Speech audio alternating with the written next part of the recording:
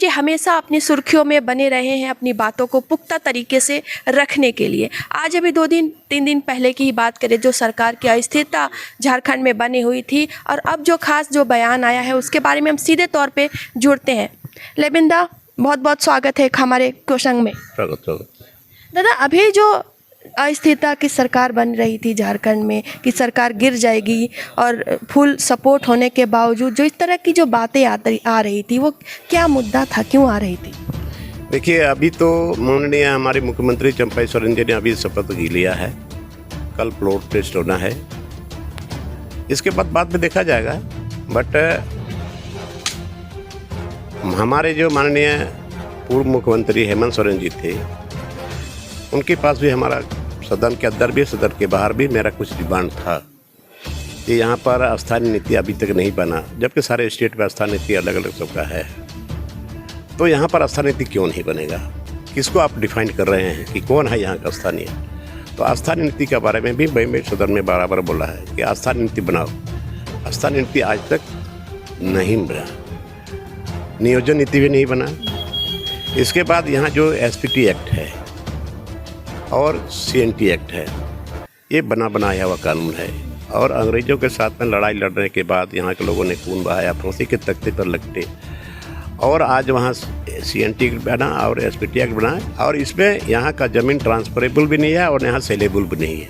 लेकिन फिर भी इतना लार्ज स्केल में इतना यहाँ ज़मीन ट्रांसफ़र हो रहा है। आप देखिए, पूजा सिंघल, वो बहेरी ज़मीन जिसको कोई छू नहीं सकता, आज वैसे ज़मीन को वो लोगों ने बेच दिया, हॉस्पिटल बन गया। ऐसा बहुत है। लेकिन दादा, ये जो पूजा सिंघल ने ज़मीन को बेचने की जो बात कर रहे हैं, लेकिन मुख्यमंत्री तो हेमंत दाई थे। अब कौन थे उसके पहले, कौन या इसके टाइम में? भाई ये तो गलत ना हुआ, गलत का मैं विरोध करता हूँ ना। इसलिए छवि रंजन वो भी यहाँ डीसी थे, उसके रहते जिसको उसको जेल जाना पड़ा। तो आज यहाँ पर एक्ट रहने के बाद भी आईएएस लोग जो ज़मीन बेचने का कारोबार में रहते हैं, तो ये गलत हो रहा है ना, मैं उसी का विरोध करता हूँ। अच्छा दादा, एक चीज़ कि जैसे आप पार्टी में रहने के बाद जो अपनी बातों को पुख्ता तरीके से रखे और हमेशा उस चीज़ का विरोध करते रहे, तो अभी अचानक से फिर क्या हो गया जो अभी आ रहा था नाम कि हाँ हम अभी छोड़ चुके हैं पार्टी, फिर आपने प्रेस कॉन्फ्रेंस करके कहा कि मैं पार्टी नहीं छोड़ रहा हूँ? नहीं, ऐसी बात नहीं थी। मैं 2 फरवरी को मैं भगवान में था, सिद्धू कानू की जन्मस्थली पे। वहाँ पर काफ़ी भीड़ थी और वहाँ पर चर्चा हो रही थी। सबों की जुबान से यही निकल रहा था कि संथाल से यहाँ पर मुख्यमंत्री माननीय गुरुजी रहे, हेमंत सोरेन भी माननीय पूर्व मुख्यमंत्री यहाँ संथाल से रहे, तो फिर ऐसा क्या हो गया? लेकिन फिर भी जो वो लेकिन हो गया, वो भी पार्टी के हैं। बट लोगों का जो जुबान से आ रहा था उसको मैं उस बात को रखा कि लोगों का ये चाहत था और हमारा भी चाहता कि मैं संथाल से हूँ। लेकिन फिर भी अभी जो नए मुख्यमंत्री हैं माननीय चंपई सोरेन जी, वो भी हमारे दल के लोग, हमारे यहाँ दोस्त भी हैं, बने हैं। और मैं स्पष्ट मैं इसीलिए आज मीडिया के सामने ये बात बोल रहा हूँ कि मैं उसके साथ हूँ और फ्लोर पर हम रहेंगे।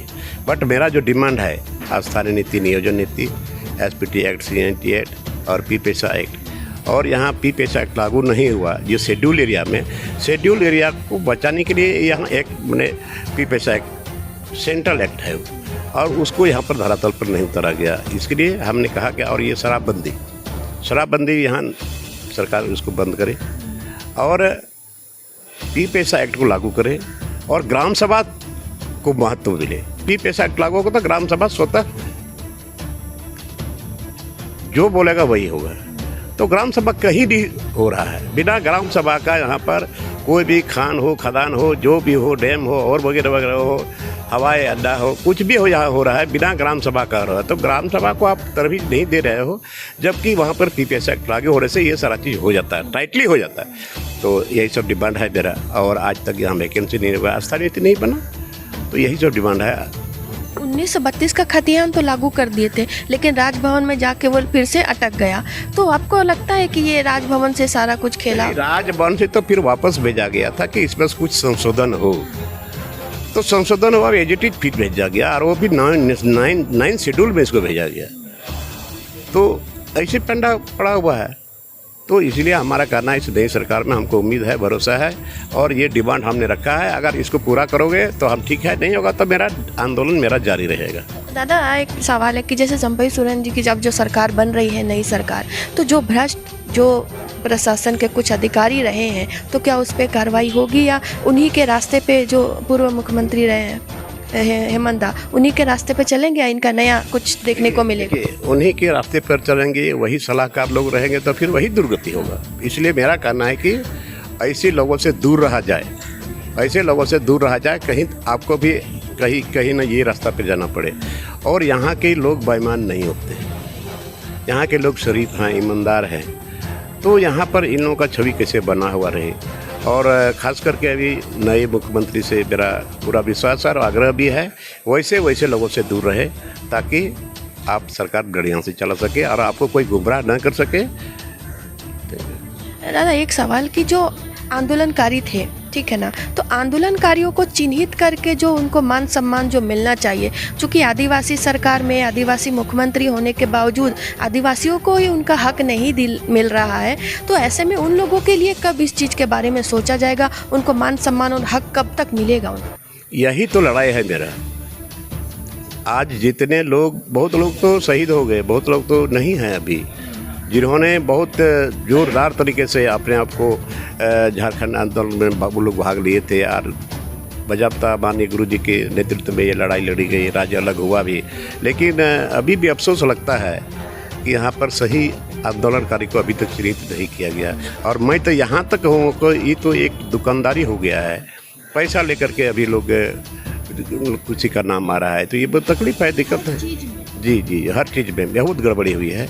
और मैं बता दूं कि बहुत दुख की बात है कि इतने मुख्यमंत्री बने राज्य अलग होने के बाद, सिर्फ एक मुख्यमंत्री गैर आदिवासी बने, आपके पूरा के रघुवर दास जी, और बाकी तो सब आदिवासी मुख्यमंत्री बने हैं। लेकिन आदिवासी मुख्य होने के बाद भी ये आदिवासियों का क्या संकट है, क्या दिक्कत है, और जो एक्ट है वो सब क्यों नहीं धरातल पर उतर पाया? आज तक ये एक्ट उतरा गया होता ज़मीन पर तो धड़ल्ले से इस तरह से ज़मीन नहीं बिकता।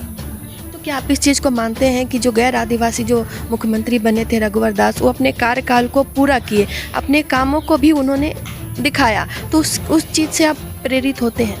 देखिए, दिखाया तो दिखाया, लेकिन उन्होंने भी एक तो गलती किया था कि एसपीटी एक्ट को वो संशोधन करने का ही लाया था, तो उस पर फिर लोग उलझ गए थे कि नहीं क्यों होना चाहिए, ऐसा नहीं होना चाहिए।